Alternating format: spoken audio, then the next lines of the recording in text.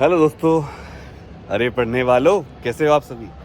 दोस्तों, एक वक्त पर यह माना जाता था कि जो बच्चा बायोलॉजी लेगा वही सिर्फ डॉक्टर बन सकता है। मतलब डॉक्टर बनने के लिए बायोलॉजी लेना ज़रूरी था, ये बात सच भी है। लेकिन क्या आप जानते हैं, अब ऐसा रूल बन गया है और ये इम्प्लीमेंट होने वाला है इस साल से शायद। नेशनल एजुकेशन पॉलिसी के तहत नए नए रूल्स बनाए जा रहे हैं और जो नया रूल आया है वो ये है कि कोई बच्चे के पास अगर बायोलॉजी नहीं थी 12th में तब भी वो डॉक्टर बन सकता है।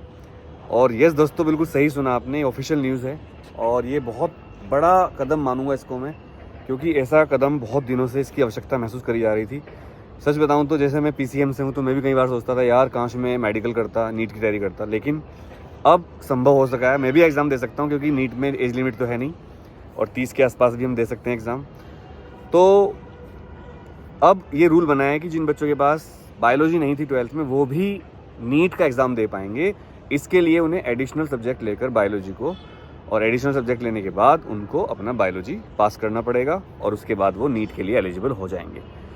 कहने का मतलब ये, मान लो आपने 12th कर ली और आपने 12th में पीसीएम लिया था और फिर आपको लगा नहीं मैं इंजीनियरिंग लाइन का बच्चा नहीं हूँ, मुझे तो बायोलॉजी लेनी है और डॉक्टर बनना है, नीट करना है, लेकिन बायोलॉजी की वजह से आप नीट नहीं कर सकते थे।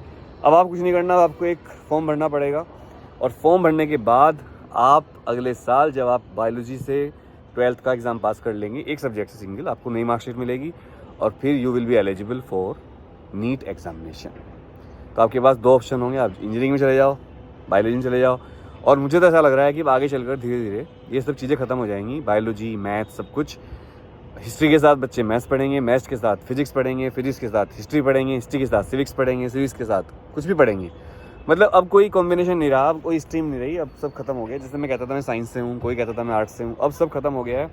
अब जिसकी जो मर्जी वो पढ़ेगा, जिसको जो पढ़ना है वो पढ़ेगा और मौज करेगा, बहुत फ़ायदा है।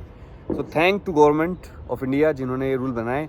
बच्चों को बहुत फ़ायदा होगा, उम्मीद है आप सबको भी इससे फ़ायदा मिलेगा। जिन बच्चों को मैथ्स के साथ, जिन्होंने 12th कर ली थी या कर रहे हैं और बाद में उनको लगेगा कि उनको मेडिकल करना है, तो वो बायोलॉजी करके नीट का फॉर्म भर सकते हैं, बहुत फ़ायदा होगा। पढ़ाई करते रहिए, बोर्ड के एग्ज़ाम आ रहे हैं इस साल। अगर आपने मैथ्स ले रखा है तो आप मैथ्स से 12th कर लो, उसके बाद आप बायोलॉजी से 12th कर लेना एक साल बाद, ड्रॉप के साथ साथ जब तैयारी करोगे, तो इससे बहुत फ़ायदे होंगे। Thank you, love you all.